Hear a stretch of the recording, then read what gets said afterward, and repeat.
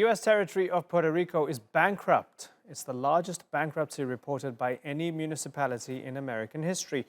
And while the government there is trying to dig itself out of a $124 billion hole, this is the scene in the capital, San Juan. Police are firing tear gas at protesters who are demanding the ousting of the territory's leader, Governor Ricardo Rosselló.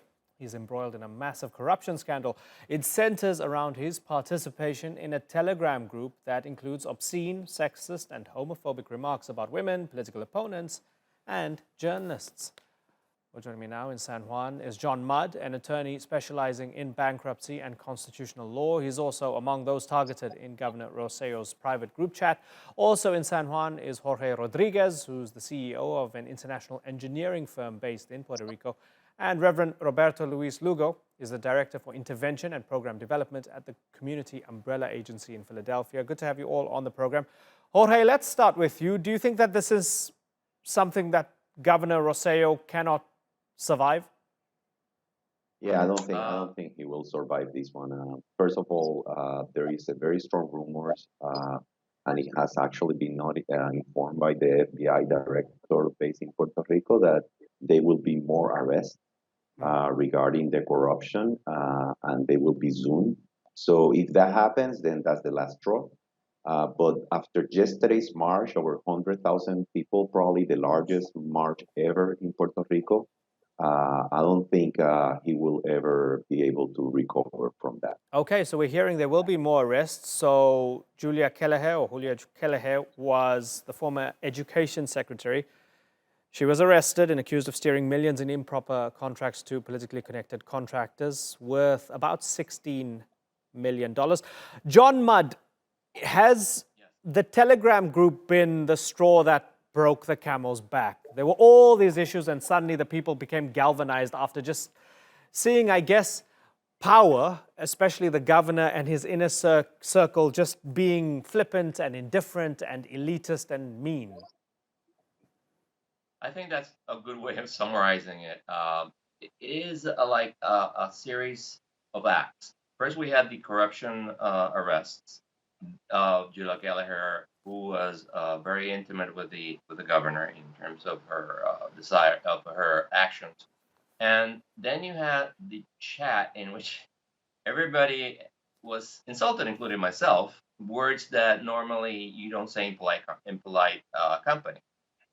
And it's going to get worse because, as the previous panelist said, there will probably be arrests. And if Elias Sanchez, who was the campaign manager for the governor, is arrested, it will be unavoidably, he will have to resign. Either he will resign or he will be impeached, as the Constitution provides. Right. John, why were they unhappy with you?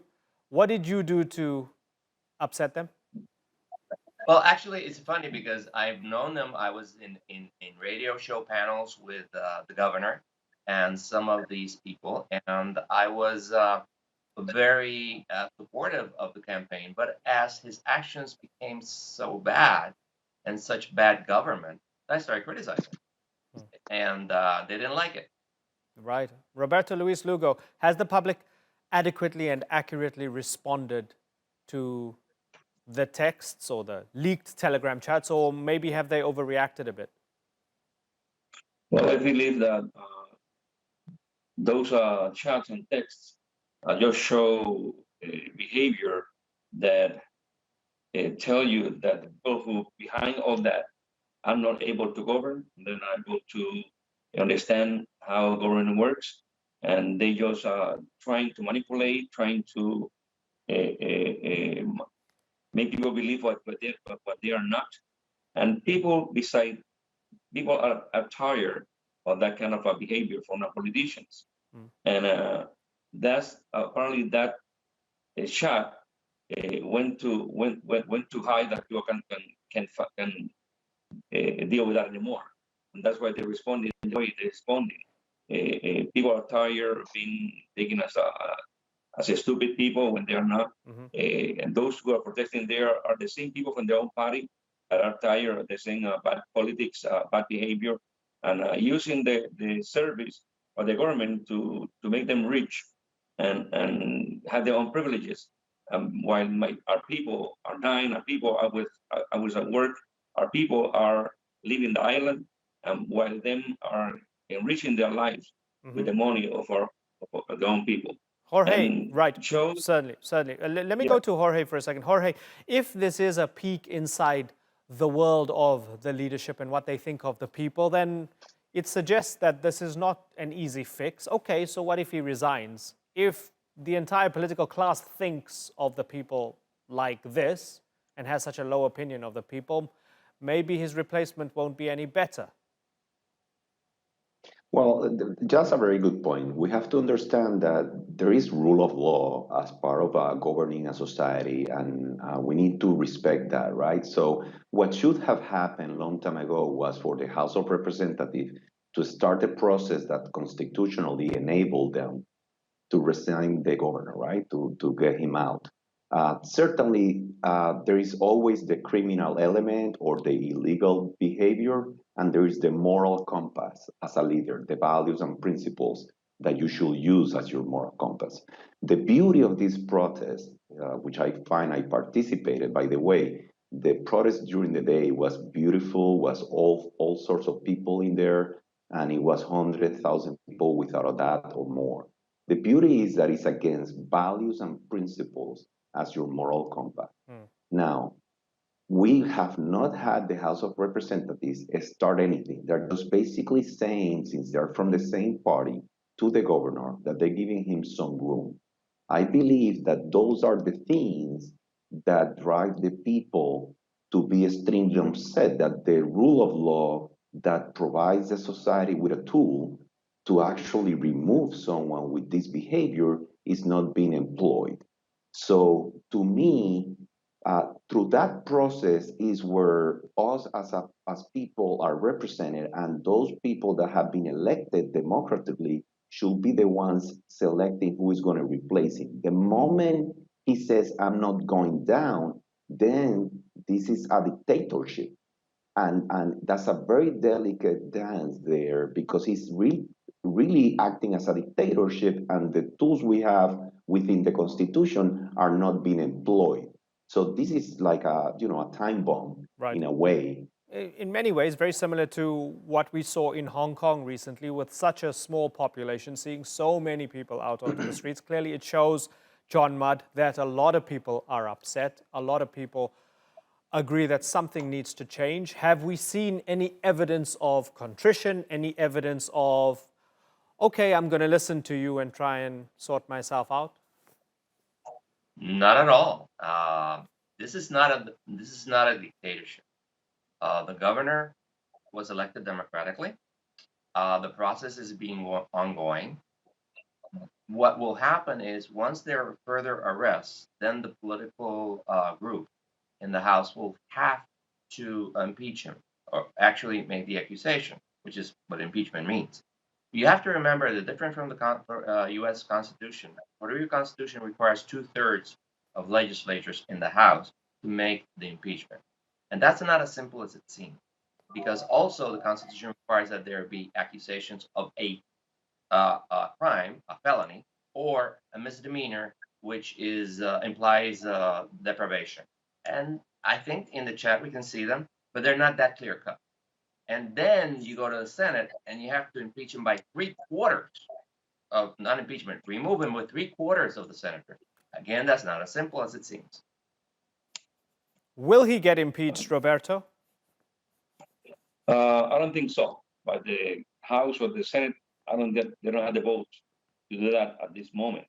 But what is true is, what is real, that his reelection is completely out of question.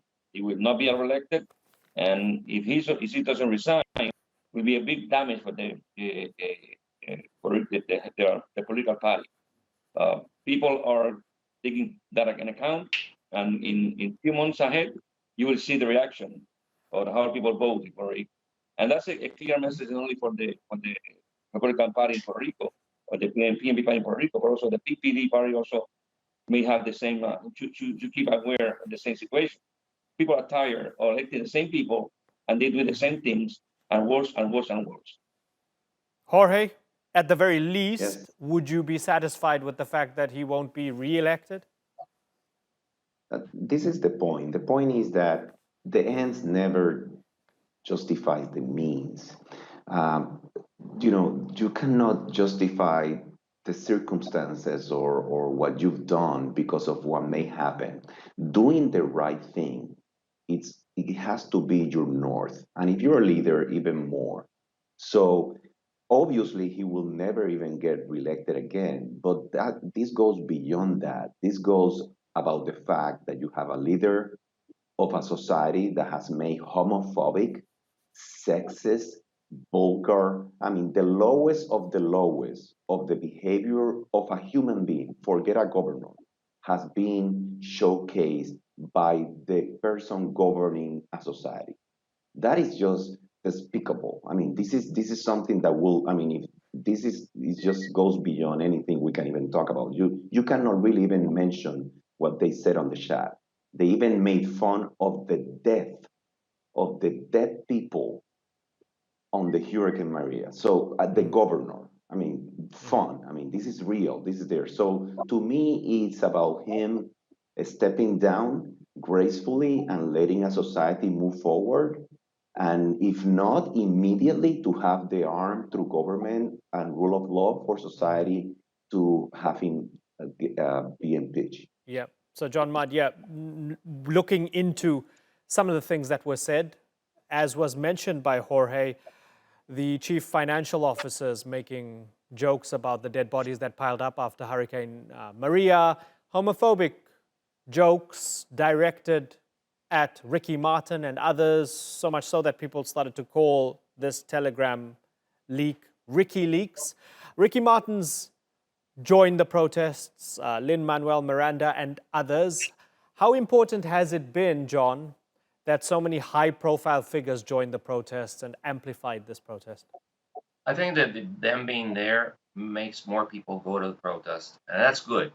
However, Ricky Martin, Calle 13, and a couple of others, Lin-Manuel, they don't live in Puerto Rico. We who live here have to deal with it. And it's nice that they were there, but we who live here have to deal with it. We have to vote. We have to keep the pressure. Not celebrities doing all this, because they go home and they don't have to deal with the deterioration of everything as we see here. As I'm very fond of saying, nothing works in Puerto Rico because everything is centered on the government, and that's another issue. Has to do with a worldview, etc. But the government doesn't exist right now. They're all like waiting for something to happen. Okay, Roberto, Jorge, and John, it's been a pleasure having you all on the Newsmakers. I've got to move on, but thank you for joining us.